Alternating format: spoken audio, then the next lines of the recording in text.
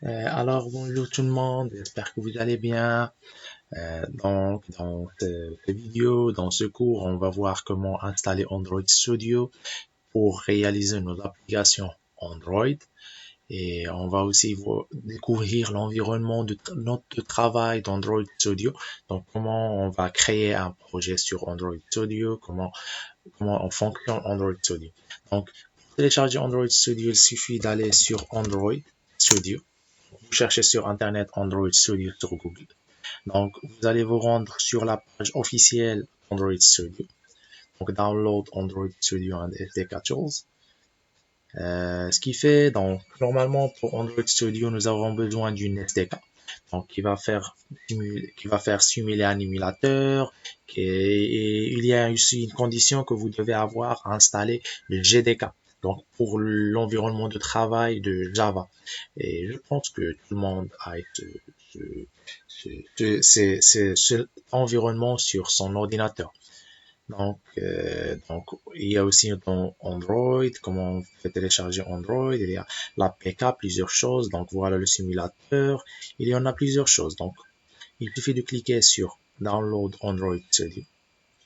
Donc, il y a des conditions à accepter. Donc, Terms and Conditions. Donc, il y a plusieurs choses. Donc, comme l'habitude, donc, on va juste cocher accepter. Euh, Download Android Studio for Windows. Il détecte automatiquement quel système d'exploitation vous avez. Donc, pour moi, je l'avais déjà téléchargé. Donc, il suffit de le télécharger suivant jusqu'à l'installation. Donc, c'est trop facile. Mais pour le téléchargement, il a 718 mégas. Donc, il a une large capacité. Donc, il est trop grand. Ce qui fait, il va prendre du temps. Donc, 718 mégas, ça prend un peu du temps. Mais pour mon cas, ça m'a pris presque jusqu'à 20 minutes. C'est rapide. Mais pour les gens, je sais pas. Du coup, donc, après le téléchargement d'Android Studio, donc moi, je possède ici Android Studio. Donc, je vais le lancer. Donc, quand vous installez Android Studio, il suffit de cliquer sur lancer Android Studio après l'installation et il va être lancé. Donc, voilà, donc il y a, voilà. Donc, ici, à gauche, nous avons plusieurs projets. Donc, pour mon cas, j'ai réalisé plusieurs projets. Donc, on va faire donc pour cette Start a New Flutter Project. Donc, c'est pour réaliser des projets Flutter. Donc, je vais pas entamer cette partie dans cette liste de cours. Donc, je vais faire une nouvelle playlist, une liste des cours pour le Flutter.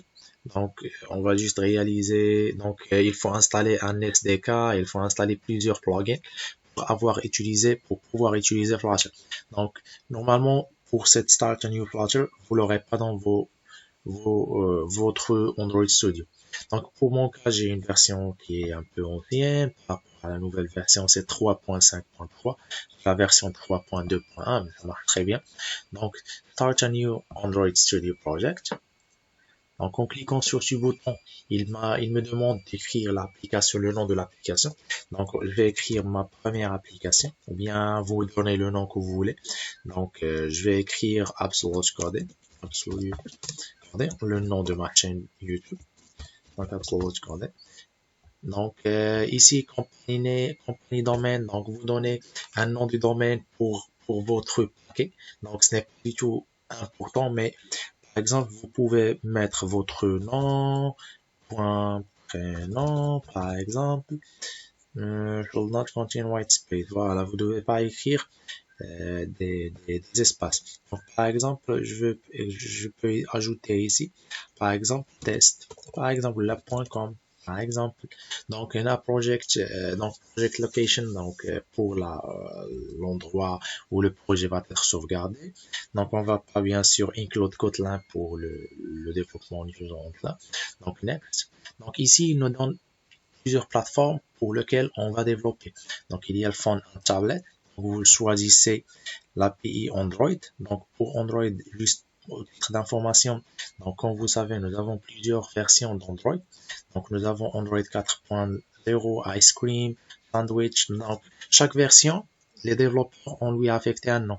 Donc, pour la dernière version qui est disponible maintenant, c'est Pie. Donc, il y avait Oreo, il y avait Nougat, il y avait Marshmallow, y avait plusieurs versions, mais la plus récente maintenant, c'est pareil. Pour les nouveaux téléphones, par exemple, l'Android la plus récente qui est installée, c'est Android 9.0. Donc, on va laisser 4.0. Il faut choisir la version. Je vais dire la plus ancienne, mais la version, oui, vous devez choisir la version. Je peux dire aussi la version la plus ancienne. Pourquoi on doit choisir la version la plus ancienne? Parce que supposons que nous avons réalisé une application. Donc, supposons que nous avons choisi une version qui est ancienne, nous avons choisi la dernière version qui est 9.0. Nous avons réalisé cette application, nous avons bien développé, donc nous l'avons mis dans notre Play Store. Mais quand un utilisateur qui a, supposons qu'il y a un Android 6.0, qui a un téléphone qui marche avec Android 6.0, l'application ne va pas fonctionner sur cette ancienne version. Du coup, on doit choisir l'ancienne version. Donc, pour inclure toutes les Android, pour cibler les plus de téléphones possibles. D'accord? Donc, on va choisir 4.0. Donc, ici, si vous voulez développer votre application pour Wear OS pour les smart, pour les montres qui sont intelligentes, pour les TV, et Android Auto, on a Android, ici Android Chain, c'est pour les objets connectés. Donc, pour l'instant, nous sommes intéressés par Phone and Tablets. Donc, on va choisir Phone and Tablets, donc vous laissez par défaut. Donc ici, by targeting API and later, your app will run on approximately 100 devices. Donc ici, ils vont dans l'explication que je viens de vous donner. Donc, si vous choisissez la version d'Android qui est 4.0.3 ou bien une version qui est ancienne, donc vous allez cibler 100% des applications. Donc il n'y a pas d'application que vous allez pas la cibler. Donc c'est ça, vous devez choisir l'ancienne version. Donc next, donc ici il nous donne plusieurs options. Donc soit vous choisissez une application qui est vide, donc qui ne contient rien, soit vous choisissez une plateforme qui contient un bouton plus pour ajouter quelque chose. Donc navigation, bottom navigation pour la navigation qui est en dessous. Donc fragment, donc full screen. Donc il y a plusieurs Google Maps aussi. Si vous voulez que Google Maps soit, que vous voulez que la plateforme initiale ou bien qu'une version initiale qui contient Google Maps.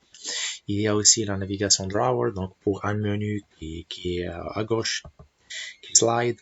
Donc, vous aurez plusieurs logins, donc pour l'authentification, un formulaire d'authentification, settings. Donc, il y en a vraiment plusieurs.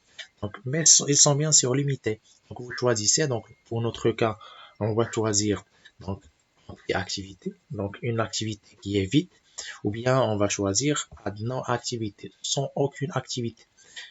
On vient choisir une petite activité pour vous faciliter la tâche. Donc, next. Donc, une activité qui est vide. Donc, ici, comme j'avais mentionné dans la vidéo précédente, donc, activité, c'est-à-dire une page. Donc, dans notre cas, c'est une page qui est vide. Donc, activité, main activité, donc l'activité principale. Donc, on va laisser le même nom, main activité. Donc, ici, en cochant cette partie, donc, generate layout file. Donc, vous aurez, donc, un fichier XML va être généré automatiquement. Soit si vous voulez qu'un fichier en XML soit généré automatiquement, vous cochez cette partie. Si vous voulez que vous-même, que vous créez le fichier XML, vous la décochez bien sûr. Donc on va la laisser pour que va nous faciliter un peu la chose, mais je vais vous expliquer le fichier XML bien sûr. Donc finish. On va attendre un peu. Donc jusqu'à la création et jusqu'à que Android Studio va s'ouvrir et plusieurs choses. Donc vous attendrez un peu. Voilà, maintenant nous avons notre Android Studio avec donc ici nous avons notre dossier de Absolute Coding. Donc on va se rendre sur App. Donc ce sont des Gradle, juste pour donc voilà. Donc maintenant il fait la synchronisation, il fait un peu de build, il fait plusieurs choses pour s'assurer qu'il va indexer aussi les fichiers. Donc pour s'assurer que les fichiers sont bien marchent et plusieurs choses. Donc pour App, donc on trouve ici source. Voilà. Donc ici, nous avons le mail. Donc, nous attendrons. Les choses n'apparaissent pas claires maintenant. Donc les choses n'apparaissent vraiment pas claires maintenant. Donc on doit attendre. on attendrait un peu que le Gradle soit build. Donc, on attendra.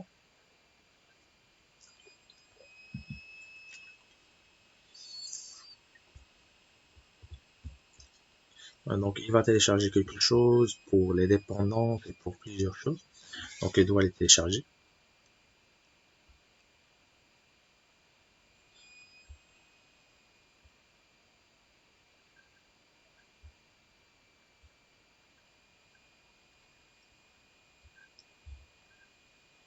Donc, il télécharge, et il télécharge, et il télécharge, parce que c'est le premier projet. Donc, bien sûr, dans un premier projet, quand vous créez un nouveau projet, il doit télécharger plusieurs choses qu'on doit attendre.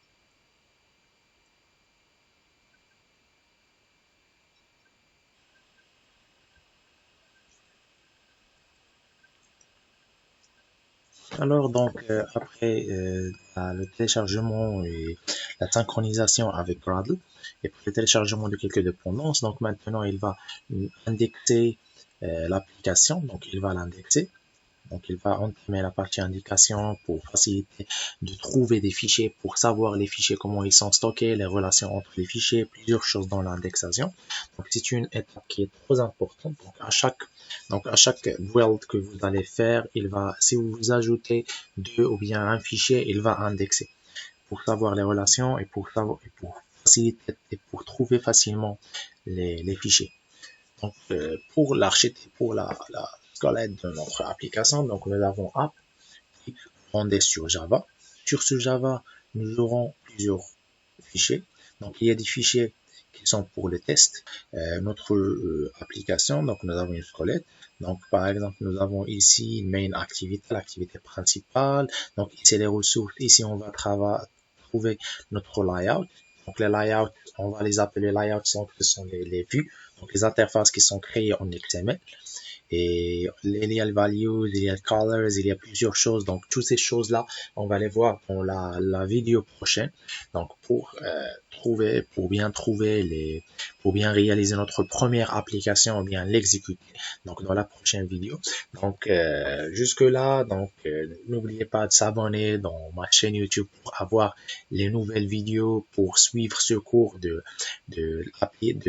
création d'applications Android. Donc, étape par étape, on va créer des applications. Donc, n'oubliez pas de s'abonner. Et jusque-là, je vous souhaite une bonne continuation et merci.